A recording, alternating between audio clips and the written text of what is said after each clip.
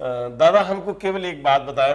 आपने पिछले एपिसोड में ये कहा था कि हमने कभी कुछ नहीं मांगा, लेकिन हमें पता है आपने मांगा। तो वो किसके लिए मांगा और क्यों मांगा? तो मेरे भी अभी भी सोचता हूँ तो मुझे रुआंसी आती है कि एक 40-45 साल का पिता एक 15 साल के बेटे के लिए रो रहा है। तो मैंने उससे कहा, मैंने कहा मेरी बात कराओ ज़रा। जो जो कोई भी थे डॉक्टर, उनके बातचीत हुई। मैंने कहा साहब इसको निकालो नहीं आप, कोई मुझे बात नहीं।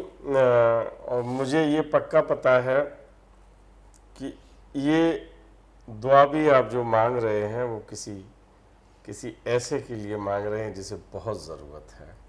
ज़िंदगी में अपने के लिए न तब कुछ मांगा, न अब कुछ मांगा है, और न आप मांगेंगे भी।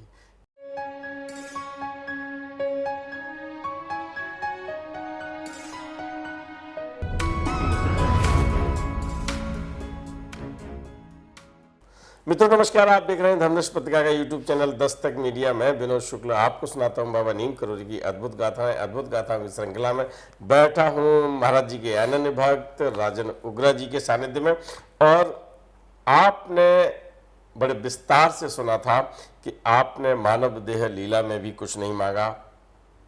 वैसे रहे जैसे घर का एक बुजुर्ग आते हैं, है ना, बुजुर्ग के साथ रहा जाता है। कभी उम्र के लंबे फासले के बाद भी हंसी से टोली भी हुई, है ना, और भी बातें हुई, हास प्रयास हुआ। और ये सब नहीं लगता था कि हम किसी संत के साथ हैं, हम किसी हनुमत शक्ति के साथ हैं, या हम किसी ऐसे विशेष व्यक्ति के साथ हैं। कभी नहीं लगा आपको, और आपने मांगा भी नहीं। ठीक है ना, ये आपने अभी तक सुना था, लेकिन आपने मांगा। दादा हमको केवल एक बात बताएं।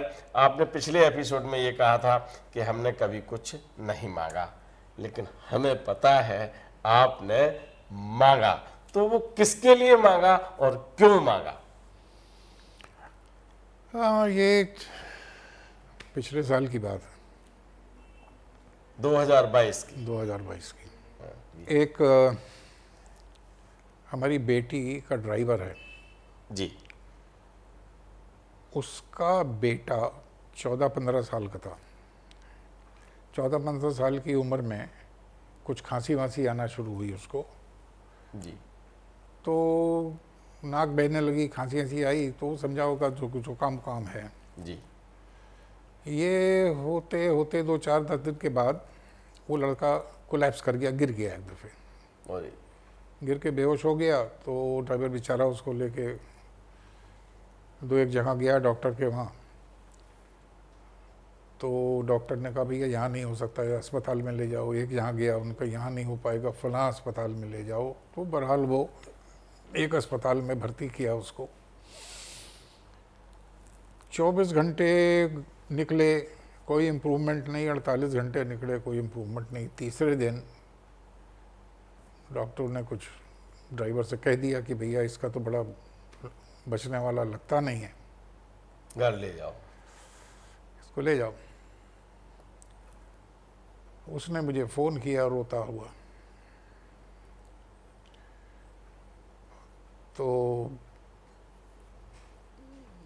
मेरे भी अभी भी सोचता हूँ तो मुझे रुआंसी आती है कि एक 40-45 साल का पिता एक 15 साल के बेटे के लिए रो रहा है। तो मैंने उससे कहा, मैंने कहा मेरी बात कराओ ज़रा। जो जो कोई भी थे डॉक्टर, उनके बातचीत हुई। मैंने कहा साहब इसको निकालो नहीं आप, 15 साल का है, कुछ तो कोशिश करो, क्या होगा। क्या क्यों खर्चा करते हैं साहब? मैंने कहा खर्चे की फिक्र नहीं करो आप, खर्चा is not the point, make an effort, कोशिश करते रहिए, खर्चे की वो आप उन्हें करिए। आप अगर समझ रहे हो कि ये गरीब आदमी है, मैं इसका खर्चा वर्चा देख लेंगे इसको।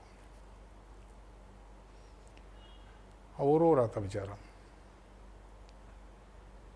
मैं घर में अकेला था उस टाइम, मेरी बेटी और पत्नी दोनों बाहर थे।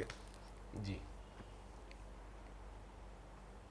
पता नहीं, पहले दफ़े अपनी ज़िंदगी में मैं बाबा जी की तस्वीर के आगे खड़ा हुआ, हाथ जोड़ के, और मैंने कहा कि बाबा जी कुछ करिए,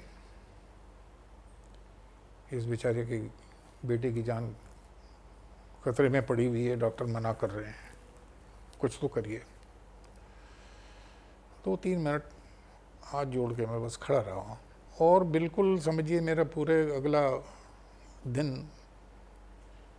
पता नहीं अजीब सी फीलिंग थी, क्या हो रहा है क्या नहीं हो रहा है। अनबने ढंग से खाना खाया, बड़ा अपसेट था। एक तो मैंने कभी इतने इस उम्र के आदमी को रोते नहीं देखा, वो भी बच्चे का जाना। ड्राइवर से मैंने कहा तुमको यहाँ आने की ज़रूरत नहीं है, तुम अपनी कोई फिक्र मत करो, तुम्हारी तनख्वाह नहीं कटेगी, तो बच्चे का ध्यान रखो, और अगर कुछ चाहिए वही है तो बता दो। तीसरे दिन डॉक्टर ने इम्प्रूवमेंट देखना शुरू किया, और उसकी 2 दिन हालत बची ठीक, मतलब स्टडी रही, जिस स्टेज पे था उस पर टिका रहा। फिर तीसरे दिन से वो सुधरना शुरू हुआ, और भाई साहब 1 हफ्ते में 3 दिन के बाद वो ठीक हो गया। और फिर उसको उन्होंने डिस्चार्ज किया। डिस्चार्ज करके बिल्कुल दुबला पतला पकड़ के उठा करके ला के घर लाया था उसको।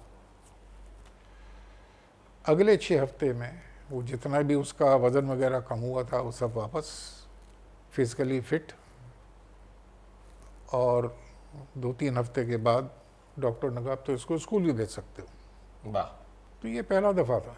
उसके बाद से मैं एक चीज़ और उनसे रोज़ मांग रहा हूँ जो मैं नहीं बताऊँगा,